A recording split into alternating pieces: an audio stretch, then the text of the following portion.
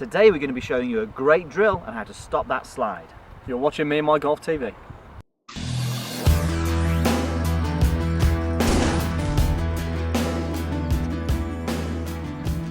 Okay, so we're both back on your screens now. We've got Andy back from his secret filming trip in Orlando. Good time?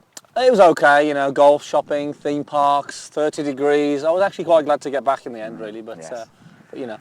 I was hoping it was going to rain every day, but unfortunately it didn't. So, no, yeah. it didn't. Not quite. Okay. Not quite. So obviously the trip, we can't talk about it yet, but yeah, I think actually I'm going to post a video log that I done last week of what I done while so have a look next week on our channel. You'll actually get to see what I done while I was out there. So it's a bit of a secret mission, but you'll find out what it was all about next week. Superb. Okay. All right.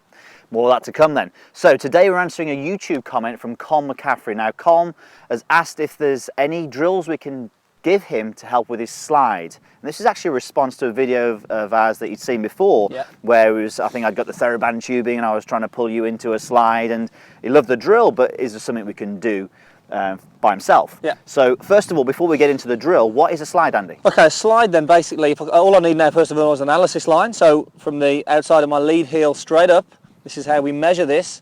Now what we look for to see if we get anyone sliding or not is that in the downswing, if the lower body moves excessively towards the target and goes past this line, you can see my lead leg buckling there, that is classed as a slide. Okay. And we know this sort of results in contact issues, but also loss of power as well. Yeah, for sure. Yeah, I mean, the contact issue is probably the biggest one, isn't it? Because obviously if there's that sudden drop down there, then obviously you've got to counterbalance it. Definitely. Okay, so I think the best drill we can give you, Colm, is actually a rod or a shaft or an umbrella that you post in the ground. So Andy, if you actually just take your setup, and I'm just going to stick this just at the back of his lead heel, so back of his left heel.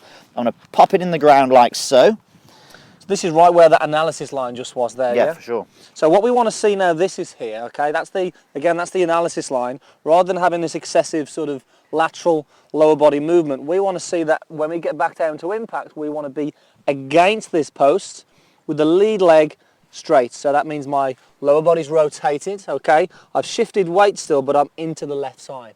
And you can see there, I'm not really sort of going past that line there. Yeah, for sure. So you're actually just touching this almost. You're not bashing through it or anything like that. He's not putting any pressure on this.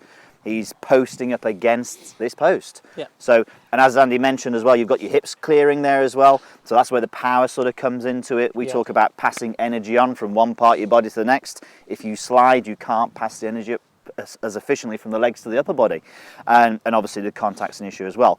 Okay, so that was doing some practice swings. Recommend hitting shots doing that? Definitely, yeah. I mean, you probably want to focus on exaggerating as well a little bit, you know, due to the fact that when the majority of people who slide don't rotate those hips, so you're going to feel very much that you may actually be sort of hanging back behind this post, but it's really going to encourage you to rotate those hips again and avoid getting that lower body moving towards the target too much. Yeah, definitely. I think it's a really good idea to start with the mini swings as well. Yeah. Don't post it up there and get your driver out and start thrashing away at it. You know, make sure you do some mini swings and get used to actually maybe holding your finish. We love to get this feedback, don't we?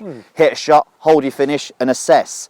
Did you slide or not? Because if you lose your balance after it and don't hold that finish, you may not get the feedback that you want. Okay, so great tip. That's really going to help. If you've any other questions out there, guys, on any swing faults that you think you may have, post your comments below. Give us a thumbs up if you like the video, and we look forward to seeing you soon on Me and My Golf TV.